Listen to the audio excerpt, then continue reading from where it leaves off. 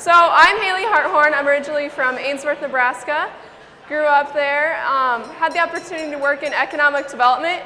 That really sparked my passion for rural life and economic development.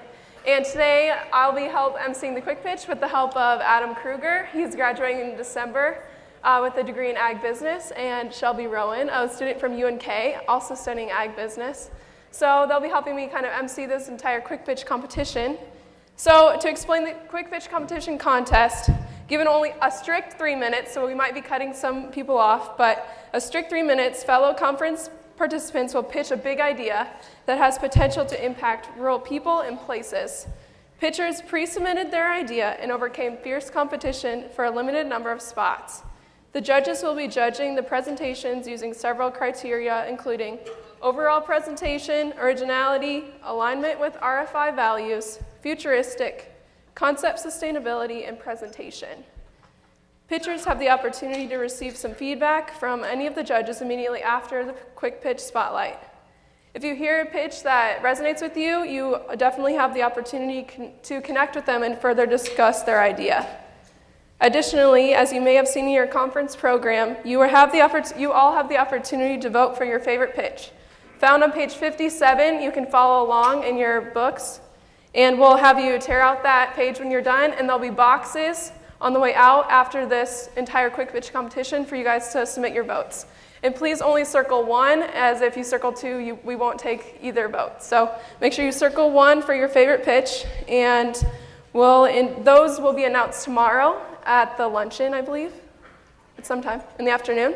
And those will be awarded at that time, and we have 3 registrations for next year's conference up for grabs. So I'll introduce the judges at this time. First, we have Sabrina Matson, Director of the American Farm Bureau Federation. Eric Johnson, entrepreneur and owner of Sandhills Wind Energy, LLC. Tom Field, Director of the Engler Agribusiness Entrepreneurship Program. That's for Podium 1. For Podium 2, we have Jeff Yost, Director of the Nebraska Community Foundation. Lindsay Hastings, Assistant Professor and Director of NHRI at UNL. And Sam Cordes, a key advisor for the Rural Futures Institute. So I've explained the popular vote scorecard and how that all works for you guys. So the judges will give feedback and vote for some, but you guys also have the opportunity to pick a winner. Okay, so we'll get started with our first pitch on Podium 1. We'll alternate between the 2 podiums. First up, we have Katie Micklejohn with the Agrarian Freedom Project. Katie, your time begins now. Hi, I'm Katie, and I want to introduce a new idea that I'm developing with a colleague of mine. We're calling it the Agrarian Freedom Project. And it's essentially an entrepreneurial venture designed to provide an entry point for aspiring young ranchers who are interested in ranch ownership and land stewardship. So before I dive into the details of the project, I wanted to touch briefly on what inspired our ideas to begin with.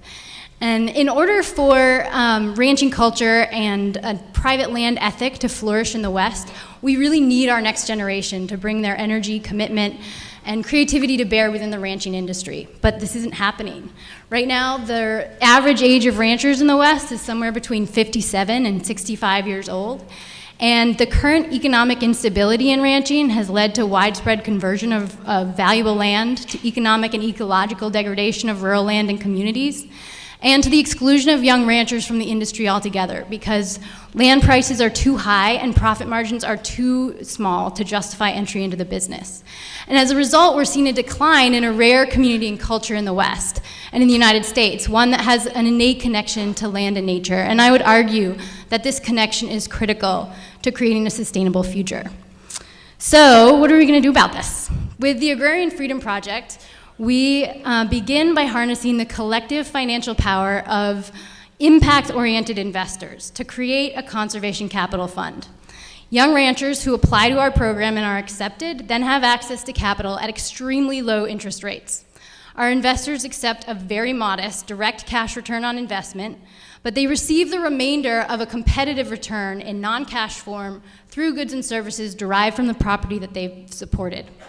In addition, a conservation easement goes down on every deeded acre to secure the natural integrity of each working property, And we ensure success of the project by linking our young ranchers with the tools and resources really needed to incubate agricultural enterprises that are capable of adapting to social, economic, and ecological change, as well as upholding the highest standards of land, water, and livestock stewardship. So as of today, we've raised about $250,000 in our Conservation Capital Fund. We've initiated a pilot project to assess the effectiveness and structure of the fund itself, and selected members of an advisory board to guide us as we move forward. And looking ahead, we're hoping to continue to expand on our fundraising so that we can do a feasibility study, build our partnerships and our programmatic focus, and do strategic planning to launch the program in 2014. And with all this, we hope to conserve 1 million acres of private land in the West, bring 100 young agrarians back to the land, and create 100 more resilient livelihoods in rural communities. And that's the Agrarian Freedom Project.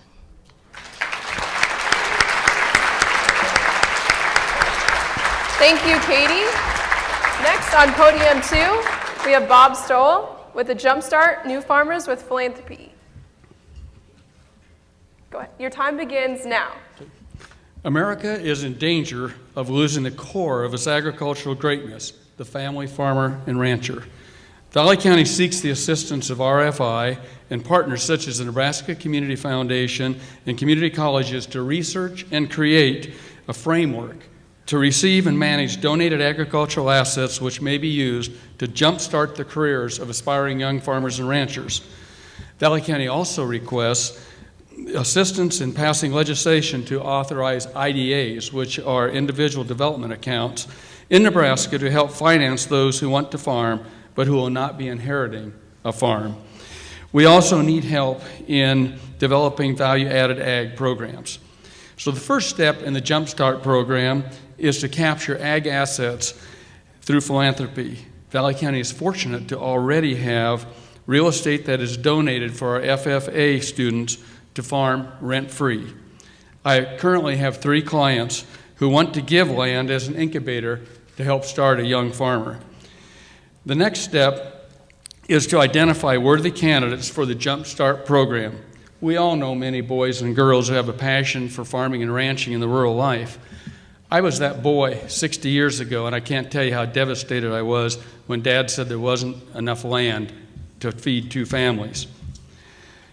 I didn't get to farm, but I would really love to help this star farmer get through college and return to Valley County as a farmer on our donated incubator farm. He will be assigned a young, successful farmer rancher to mentor him, and some of his profits can be placed in an IDA, which is eligible to receive matching funds of 2 to 8 times his deposits. Education and mentoring are critical to the success of the program. Here, Blake Bander, an ORD FFA student, listens intently to his mentor on the Valley County donated farm. We already have segments of the Jumpstart program in place for students, but we need to expand that to starting farmers. In addition to mentors, internal and external resource teams are important for the success of this young farmer. He must receive good counsel from professionals such as agronomists, marketing specialists, lenders, and so forth. After 5 years of free rent and intensive coaching, the young farmer is well prepared to farm on his own with IDA funds for buying or renting ag assets. The Jumpstart outcome is that aspiring farmers and ranchers with a passion for the rural life, but without a strong family asset base, will be able to continue the American dream and farm on their own. The outcome is also very positive for Nebraska, as the Jumpstart program will provide excellent citizens and producers of quality agricultural products. Thank you, Bob.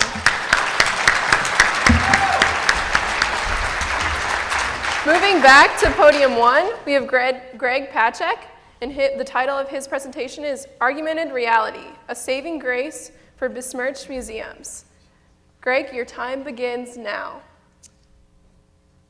By volume, this is the #1 tourism attraction in Nebraska, the Rural Museum.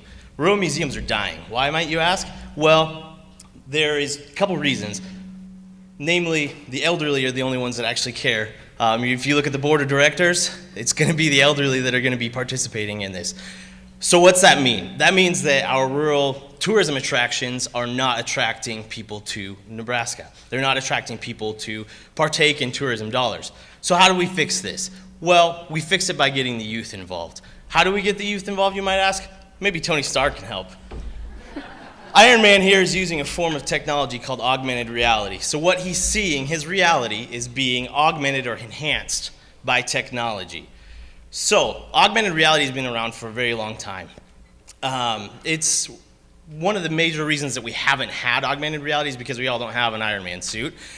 So one of the major reasons that we can have it now is the smartphone. We can develop an augmented reality app that could help convey and be the delivery mechanism for the augmented reality. How might this help rural museums, you ask? Rural museums are not suffering because they don't have amazing content. I could sit here for another half an hour and tell you why Neely is amazing, just from what I've learned from the rural museums in Neely. But what's lacking is the delivery mechanism. We have the talking head is the delivery mechanism. The other delivery mechanism is reading. Kids are bored by this. They're inundated with this at school. They don't want to go to the museum. They don't want to go on tour when they're going on family vacation. They don't want to see this. They don't want to be inundated by the talking head and by reading. So how do we engage them? We engage them on their level through technology. Now, augmented reality might work something like this. It might be GPS or picture-based. So the kid's standing at a display. He wants to learn a little bit more about it, so he pulls up the augmented reality app, takes a picture, it pulls up a video. He's now engaged through technology by the iPad, the augmented reality app, and he's actually learning with technology. So what effects might this have on rural museums? Well, it's going to re-attract local tourism, and it's going to foster a sense of stewardship. The youth can actually be participated on the backside of this. They're going to develop the content for this. The history class, they could be messing around once a week developing content for the augmented reality. It's also going to foster a sense of ownership. These kids are going to care about what's going on in their community because they have a stake in this. They have actually learned through engagement what they can do in their tourism attraction. Youth involvement also brings family involvement. So grandma and grandpa are going to come to the tourism attraction, the historical site, and see. Now, how is this going to happen? Well, augmented reality app costs about $15,000 to $18,000. There's several federal and state grants that can be leveraged to do this. What's the end game? Augmented reality bridges the engagement barrier. Thank you, Greg.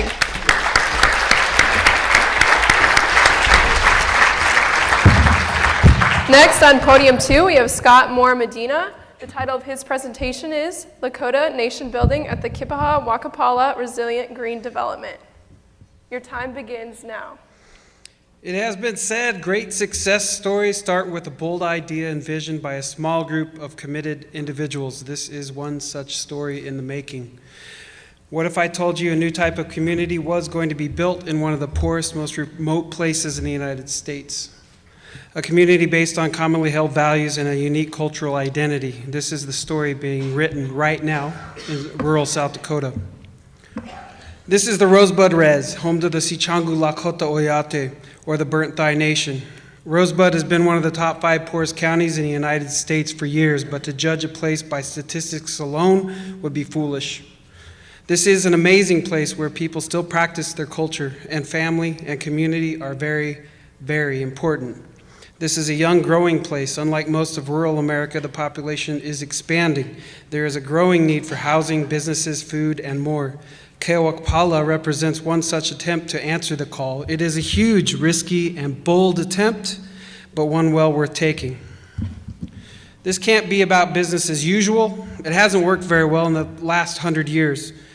It's time to take a deep look into cultural roots of what it means to be indigenous, to be Lakota. If it starts by asking a simple question, who are we as Lakota people now and in the future? Whether in a teepee village or a 25,000-year-old native community, there are answers in the history of the first Americans. This is indigenous planning and design. We will follow this path. Kewakpala project is located on 600 acres of tribal lands held by the Rosebud Economic Development Corporation of the Rosebud Sioux tribe. It is located west of a town called Mission, South Dakota. This square-mile chunk of land is where a planned community will spring to life, the likes of which have never been seen before. So far, one building has been built. Early project goals do include a minimum of 60 units of affordable housing, individual home ownership options and training, mixed income housing for different types of community members, on-site food production, a business incubator with 5 new business startups, a community facility to support the most vulnerable groups on the res, youth and elders, and perhaps most importantly, cutting-edge infrastructure that is self-sustaining and possible while designed to keep utility costs at a minimum. It will also tie into regional transportation, housing, energy, and water systems, align all known resources mirroring local and regional strategies for sustainable and livable communities, and increase participation by the traditionally marginalized while setting a high standard for design and construction while maintaining cultural values. So who is responsible for this? The ones who know. There's already a team of skilled architects, planners, engineers, and experts brought together to do this work.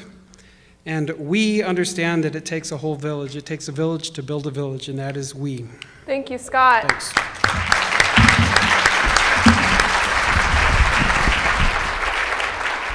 Moving back over to podium 1, we have Katie Samples and Logan Hoyt sharing with us about bringing attorneys to Greater Nebraska. Your time begins now. As Daryl Sifford once said, there's still a place in America where families are bound by love and common goals. Logan and I share a common goal and a common love for rural Nebraska, as we both grew up in rural communities and plan to return way out west to the other time zone after law school. We are current law students here at the University of Nebraska-Lincoln, and we are also the founders of Greater Nebraska Connections, a student group that was founded in order to help students find attorneys in communities outside of Lincoln and Omaha. Right now, there is a lack of attorneys all across the state, and Logan's going to tell you a little bit more about that and how we plan as a group to work with that, and then in the end, I'm going to explain why we really do need attorneys out there. Well, the biggest problem is that rural residents are having trouble finding attorneys on Main Street. 47% of Nebraska's population lives in rural Nebraska, but only 23% of the state's attorneys practice in rural Nebraska. There are not enough rural attorneys because student loans are making it extremely difficult for students to choose lower starting salaries in rural areas. Also, new lawyers do not have the financial resources or the experience to start new law practices. So how do we fix this problem? We reach out to rural attorneys. We partner with the Bar Association and the law schools to help provide resources for rural attorneys interested in hiring or assisting law students and law students themselves. We collaborate with economic development groups across the state to provide resources for rural attorneys and law students. And lastly, we work with the state and legislature and local governments to go ahead and help create student loan repayment programs for young professionals. We need all of your help in this. We need the word out to every community, out to each and every economic development. We need the word out to attorneys and different members of rural communities. Rural Americans are the backbone of the United States, and in order for these incredible people to continue to be successful in our world today, they're gonna need attorneys. Farms are getting larger and more complicated. Populations are aging. There are more entrepreneurships and sole props. And our world is changing. Like Katie said, they'll get conservation easements, an attorney needs to look at that. Passing down farmland, an attorney needs to look at that. We need attorneys that are not only competent in their jobs, but understand the way of life and love the community that they're in, because it is who they are as well. Thank you, Katie and Logan.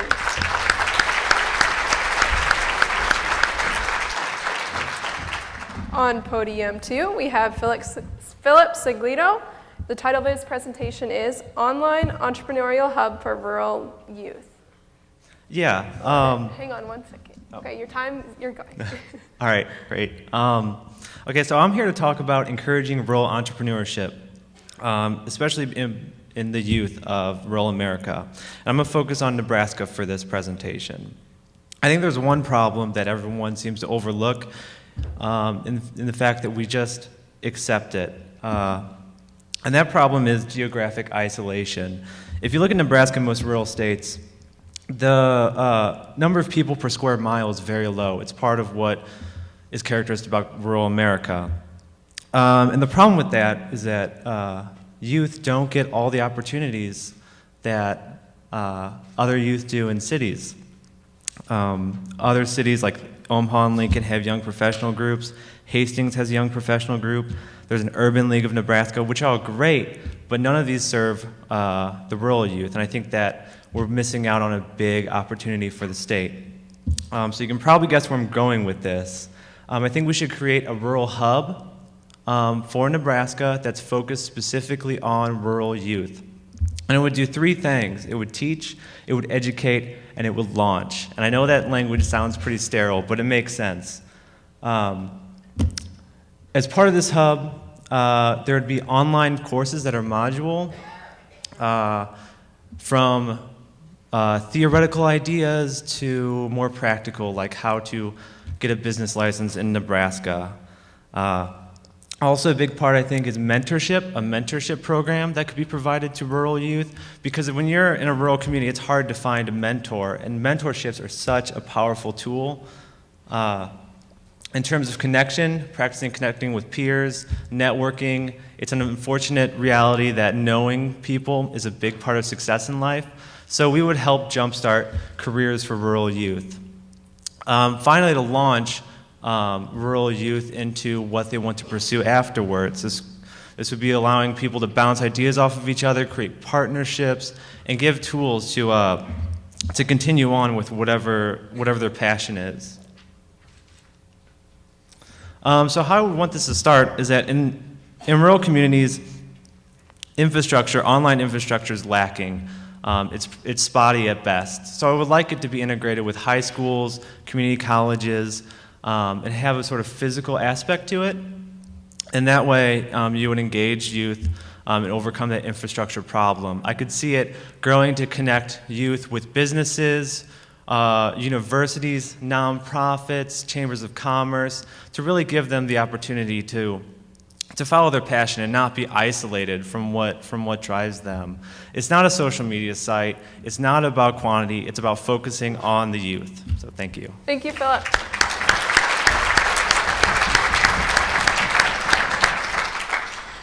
Moving back over to podium 1, we have Sandra Williams.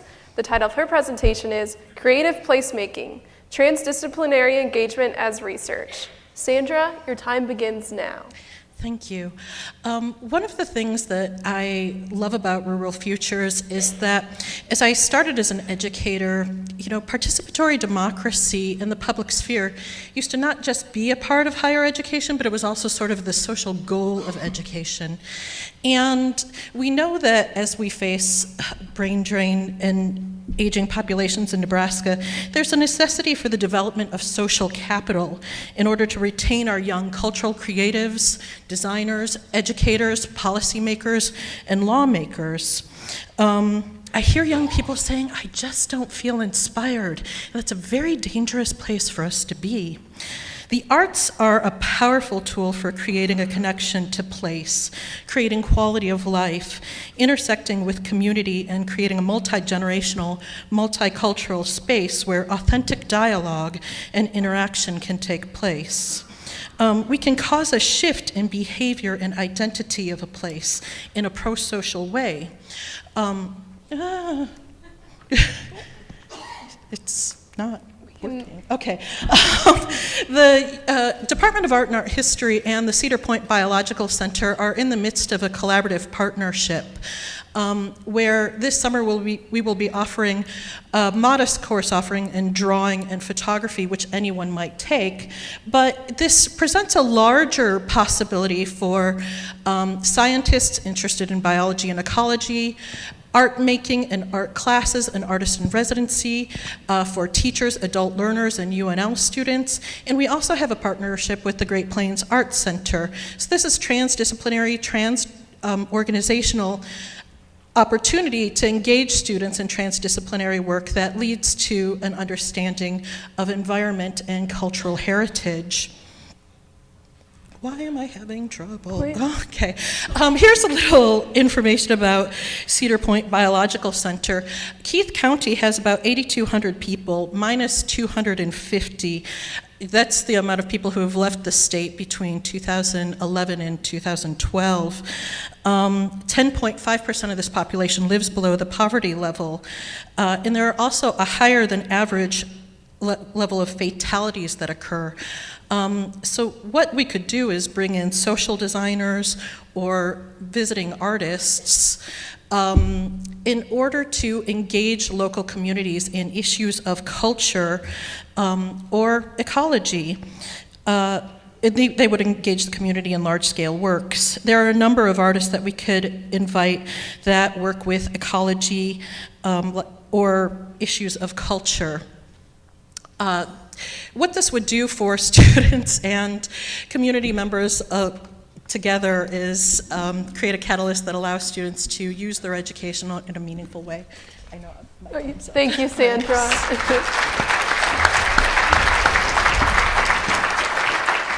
On podium 2, we have Lucas Fricke. He's going to tell us today about protein production, how protein production is key to a strong rural Nebraska future. Your time begins now, Lucas. I'm a young agricultural producer, and according to Jeff Simmons, president of Elanco, today's food security is far from a reality. There's been a lot of focus on feeding the 9 billion, but it's the next 7 years that will experience the fastest part of this growth, with 3 billion being added and classified as middle class. With the growing number in the middle class comes an insatiable appetite for meat, milk, and eggs. Through focusing on youth development, infrastructure, reconditioning, we will be able to understand how protein production will benefit rural Nebraska and in turn feed our neighbors and feed ourselves. Let's get our boots dirty by first stepping into the puddle of youth. With an increase in mentoring of our youth with animal agriculture through the involvement with elder agriculturists, as well as increasing the availability of first-time loans given to startup farmers and banks and businesses, creating relationships that help transition traditions and animal agriculture legacy. Yet by slipping on those manure and mud-macked muck boots, we need to remember and continuing rural synergy of modern livestock production. Think about infrastructure this way. You have a herd of cows. Those cows need to be transported using local road semi-trucks bought in a Nebraska dealer, filled up with local co-op diesel. Those drivers stop into the quick shop for a burger that is made by the high school girl behind that counter that wants to go on UNL for photography. She comes back to that same exact community, takes pictures, and increases both economic and cultural sustainability in that community. Lastly, we can look how we're developing the innovations and adding value through the sustainable use of resources, feedstuff, land, water, and thus creating jobs and increasing production and population in Nebraska. If we work together as communities, we will not only grow economically, but culturally as well, through the increased income generated that is spent for the wants of life or given back to foster cultural experiences for rural Nebraskans. So let's slide into our boots and get to work building Nebraska, a state rich in livestock, liberty, and the pursuit of the rural future. Apple Computers put it best. People who are crazy enough to think that they can change the world are the ones who actually do. And to say the least, I'm pretty crazy about livestock and the rural future. Thank you. Thank you, Lucas.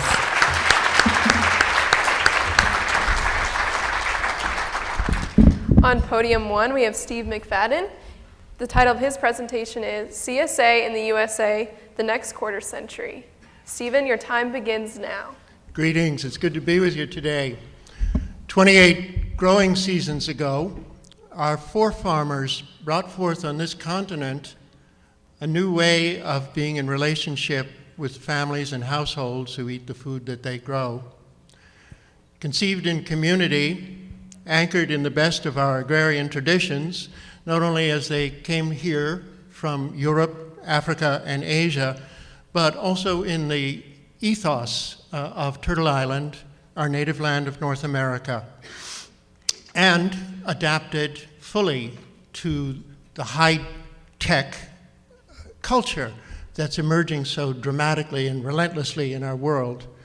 It goes by the name of CSA, but the full name is Community Supported Agriculture. And in that first growing season, there were just 2 farms. They were out in New England, but by now there are over 8,500 spread all over the United States, primarily anchored in urban and suburban areas, with a few in rural areas. And of course, what I want to propose to you today is that our rural areas could benefit tremendously if the CSA movement were to take deeper root in rural America. Now, CSA is an arrangement between the farmers and the households who depend upon it, a relationship of mutual support and mutual risk sharing. The model has been appealing enough that it has been taken up by workplaces, by church communities, by neighborhoods, and by enterprising producers who recognize the value of this and the health, environmental, and economic benefits that could derive. Now, 8,500 in America, many, many thousands more if you add in Canada, Japan, European nations, New Zealand, and Australia. It goes on and on and on. The paradox is, of course, that many of our rural areas are given over to production agriculture and the production of commodities, and yet, as the USDA has defined them, they're also food deserts, meaning that people must travel 10, 15, or more miles to get to a supermarket or a source of fresh food. CSA has the potential to alleviate, to address that problem, and to bring a whole host of environmental, health, and social benefits. The way I think this can come about to be encouraged in rural America is through the development of a MOOC, a massive open online course with learning hubs. These are becoming increasingly popular, and I feel that it's a way that CSA can set roots in the rural USA. Thank you, Stephen.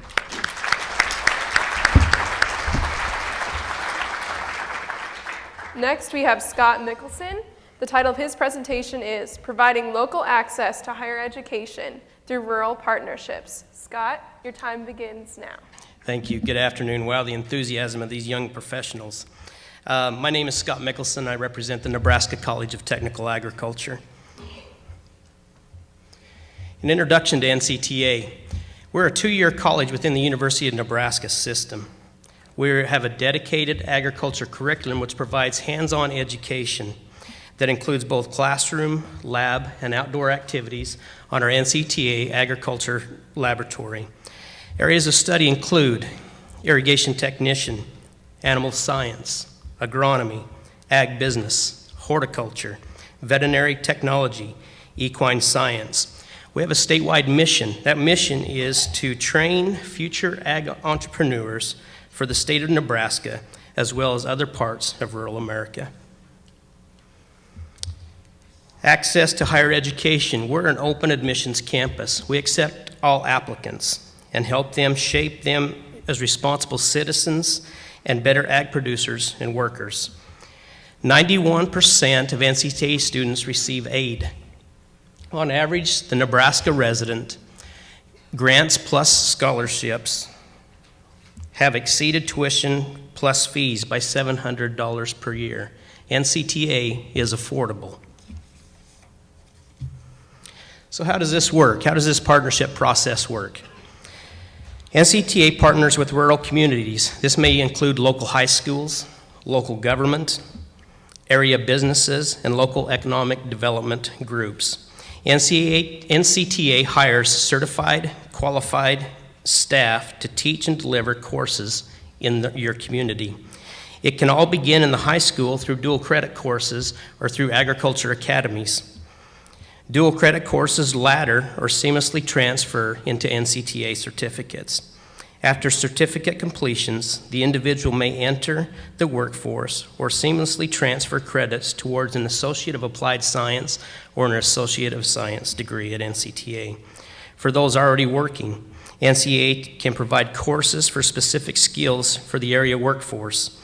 Ideas include ranch management, feedlot management, agribusiness skills, precision agriculture, agriculture technician, etc. Dr. Rosati and myself look forward and welcome your comments, ideas, as we partner with you to help strengthen rural America. Discover your way at NCTA. Thank you. Thank you, Scott.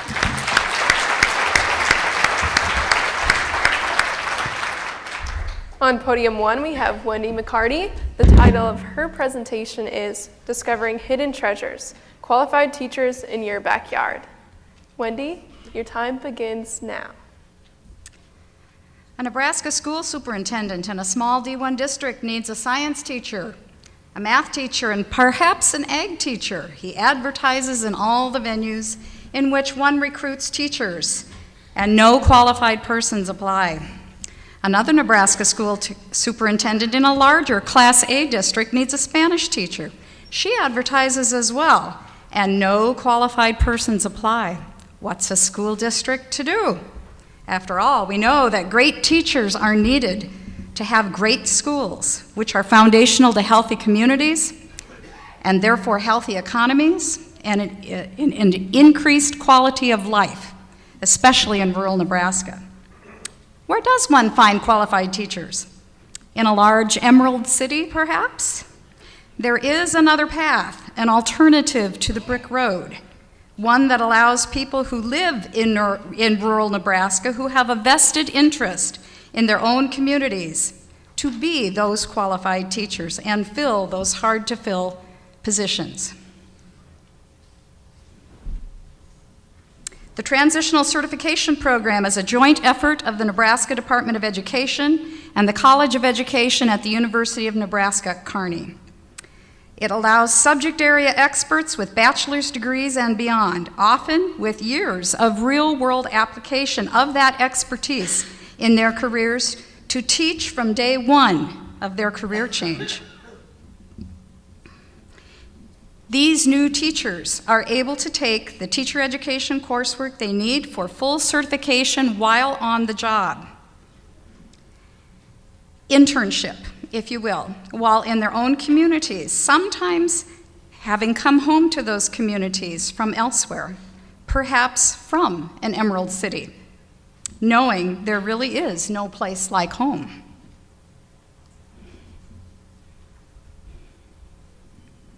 This year's program participants are teaching in approximately 50 communities across the state of Nebraska, filling needed spots in over 20 subject areas.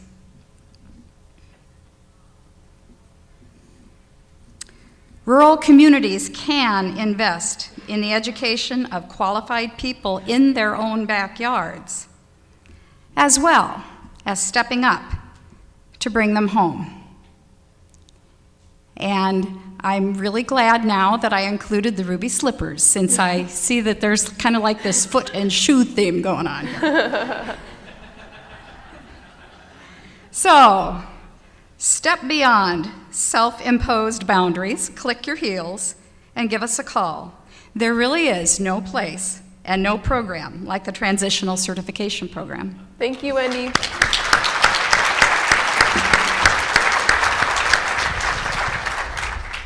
On podium 2, we have Laura Schroeder and Alyssa Slacek.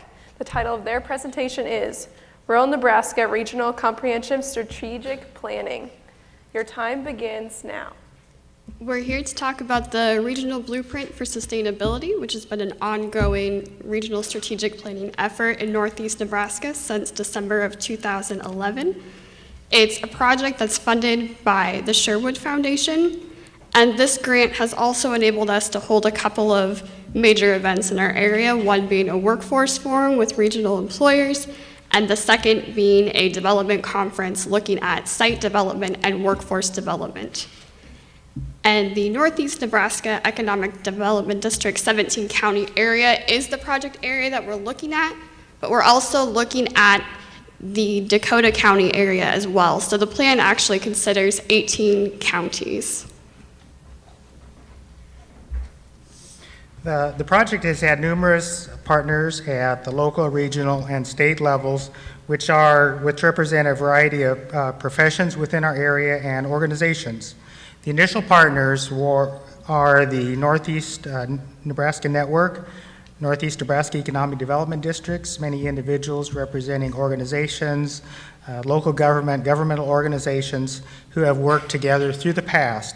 But we have also reached out to involve many new partners from a variety of organizations and individuals from throughout the region and that represent throughout the state.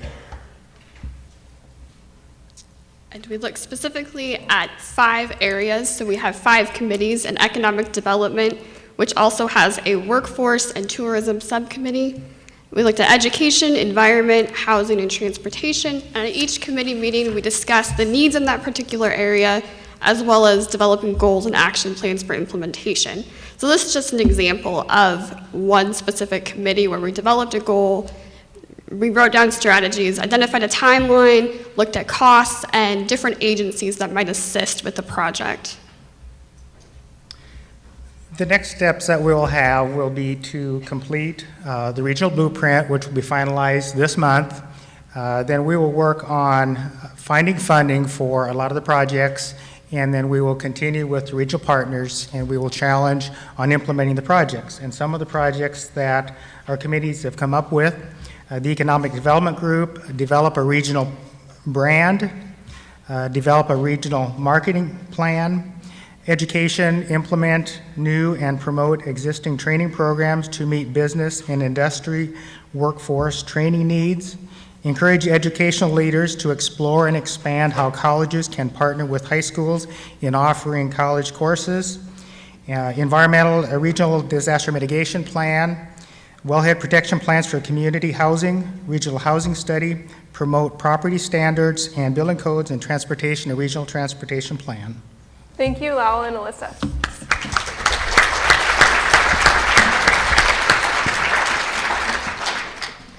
Next, we have Richard Wakeford. The title of his presentation is, Does the Law of Our Land Deliver the Best from Rural Nebraska, excuse me. Richard, your time begins now. And rural America too, actually. You heard from President Jefferson yesterday, but the Our Land bit of this title comes from Woody Guthrie, because he sung about your land and my land, but my view is that it's all, in a sense, our land. And the reason it's our land is because there are public interests in land as well as private interests, which are represented by what our lawmakers do when they make laws, when they pay grants, when they set taxes. So land and what happens on land is significantly interested in the public sector as well as the private sector. Now, I was the chair of the OECD's Rural Working Party, and I helped lots of nations and regions work out how to get development in their rural areas. And the answer was always that the issues of concern were the ones that I've put up on the board here, but the answer was always look at the assets that you've got, the ones that you can exploit yourself, not trying to go and find assets somewhere else. So, one of the things we have in here is a clicker that doesn't work. So, what have we got in terms of assets in rural Nebraska? A huge amount of land. But when you talk to economists about the factors of growth, they have labor and capital, and land's the third one. But nobody ever focuses very much on how land can be developed in order to develop the best uses. Now, some of those uses are set out here. In fact, nearly all land is subject to competition for all of these uses, as you know, in rural Nebraska, where there are battles about what to grow, where wind farms should be, and so on and so forth. When you've got public land, it's kind of easy to decide how to use it. This shows how the New Yorkers have decided actually to have not local food, but local wine. In the UK, here's a vision for England in 2066, which was published by a food magazine. But one has to think about who's going to deliver this vision in the foreground. It's owners and tenants. How will they do that? Well, partly it's determined by the soil and the market for products. But there's a significant role in government action in shaping the markets through tax and spend, through the laws they make, through the grants they pay, through the regulations that they set to regulate externalities. So I'm just asking you to think in your minds about an equivalent vision for rural Nebraska. Ask yourself if all the current government rules at national, federal, state and local are aligned to deliver that vision. And if you don't think they're aligned, then you need to come tomorrow morning to our Governing Land workshop and give us your ideas. Thank you, Richard.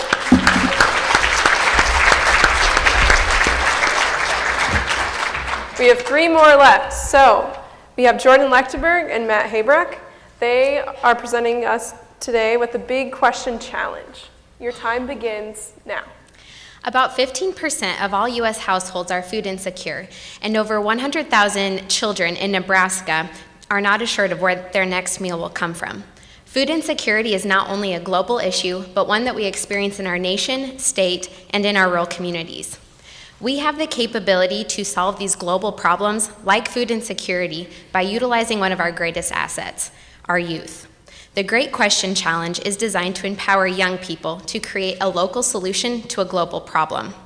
The Great Question Challenge has been developed through a partnership between DuPont Pioneer, UNL Extension, and the Engler Agribusiness Entrepreneurship Program.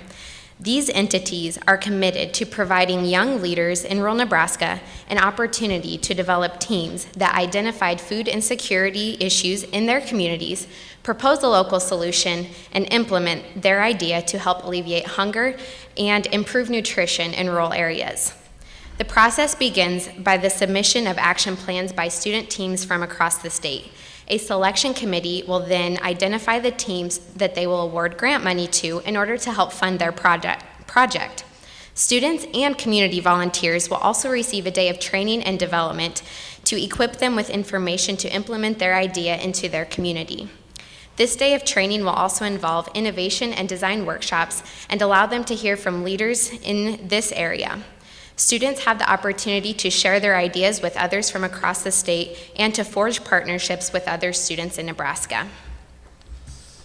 To ensure continuity to the Great Question Challenge, a new challenge will be proposed each year, continually engaging youth minds to consider the issues of our world. This project serves as an educational experience for students with a focus on service to their communities and to the residents of those communities. This project contributes to leadership development of young rural leaders, equipping them with the skills and mentorship of how to invest in their communities today and in the future.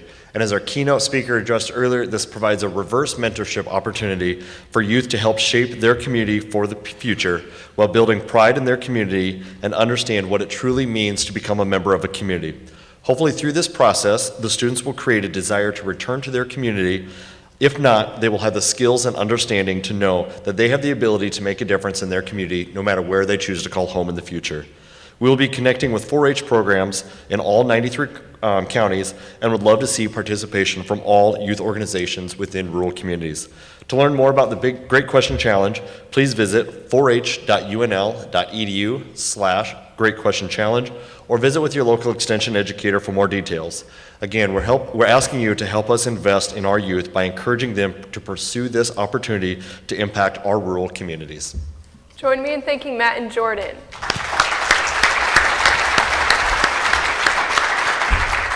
We're down to our last 2 quick pitches. So next we have Rebecca Schwartz. The title of her presentation is Early Childhood Development, Sound Investment for Rural Communities. Rebecca, your time begins now. Does the clicker work? It should point this way. It's working. There we go. Okay. Here are 3 things that are important for rural communities in Nebraska. Take a look at these photos. Corn sprouts, a newborn calf, and a newborn child. What makes these 3 things similar? Each of these living things is in a critical period of development. When the corn sprouts are tender and small, they're vulnerable to frost. Young calves are most vulnerable to disease and harsh weather conditions in their first hours. Young children are similarly vulnerable in their early years. Optimal growth depends on the right start. Dr. James Heckman, Nobel Laureate in Economics, says, invest in early development, reduce deficits, strengthen the economy. I showed you 3 assets important to rural communities right here in Nebraska: corn, cattle, and children. The traditional products of an agricultural community are often targets of economic development efforts. But Dr. Heckman points us to another key long-term investment for rural communities: its youngest members, those with the most promise. Even in tight economic times, investing in programs and infrastructure to support the early development of children and their families are smart long-term investments for rural communities. Dr. Heckman estimates that for every dollar invested in early childhood development, $7 will return to the economy in the form of a better prepared, skilled workforce. These investments also improve health outcomes, reduce dropout rates, poverty, and crime. Throughout the conference, we've been hearing about how wonderful rural communities are to raise children. Young families are the lifeblood of rural communities. But some call young children in rural communities the forgotten fifth. Researchers and policymakers most often focus on children in urban communities. Though much of the knowledge gained from early development research on programs in urban contexts is applicable to rural communities, there are contextual differences that make the experiences of children and their caregivers different.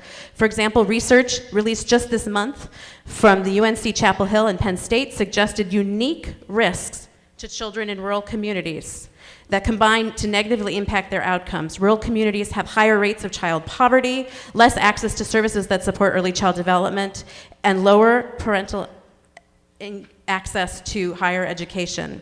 We cannot afford to let these children and families be forgotten. Rural communities need strategies for service delivery and caregivers to caregivers and young children that suit their context.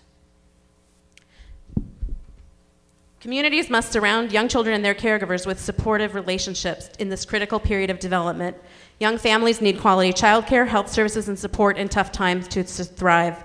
The UNL Extension Learning Child Team is a vital part of the supportive circle in rural communities in Nebraska. We bring research-based information through our programmatic efforts. We hope you'll come see us at the poster session. We'd love to partner with you to help your young children grow and thrive. Thank you, Rebecca.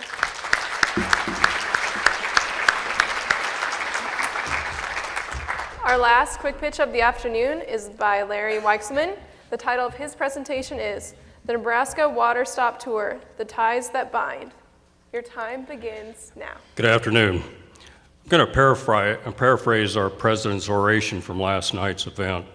We can't look to the past for answers, but we can refer to it for inspiration. Inspired leaders do more with less, and they win support for change by delivering results swiftly. Water stop was a location where trains would stop to replenish water. The stopping of the train itself also referred to as a water stop. Tourists make millions of water stops a year in Nebraska. By developing a cohesive strategy to track these water stoppers, rural communities can gain insights, travelers, and growth objectives. Transportation and communication and networking have long been the foundations of rural communities and economic growth. As we take a short look at the past, we can see glorious analog versions of those foundations: high-speed communications, point-to-point file sharing. I'm glad I wasn't one of these Pony Express riders, nor do I have the qualifications anymore. 18, skinny, and an orphan. Social networking in the form of barn dances. And what railroads also accomplished was a continuity of route. Recreating that continuity of communication routes is the prime objective of the water stop tour. In the military, the first dictum is to shoot, move, and communicate. I can tell you from experience, without communication, the first two don't succeed. Using current methods of communication and networking to join communities, not just individuals, would be the first step in leveraging the statewide strength of the rural history and culture. Tourism adds $4 billion in revenue to the state's economy and is the third largest industry in Nebraska. There's more than 1,000 separate events each year occurring in every region of the state on an annual basis. Adding the power of coordinating these events, providing schedules and routes that encourage travelers to leave the I-80 corridor, and planning these movements from community to community enhances the effort for traveler and host alike. Building this communication for growth requires four essential elements: a common set of shared data, an infrastructure that allows for rapid interaction anytime meetings, a marketing strategy that develops the incentives and vision to promote the tour, and well-coordinated digital travel guides that let individuals see the largest part of these events with the minimum amount of detour. The core initiatives tie concurrent events to route planning, create a cooperative yet competitive shared business environment, generate a cohesive marketing strategy, install real-time information and communication tools, leverage groups' community resources, establish a long-term vision for success, and keep an attainable yet visible scorecard. Thank you, Larry.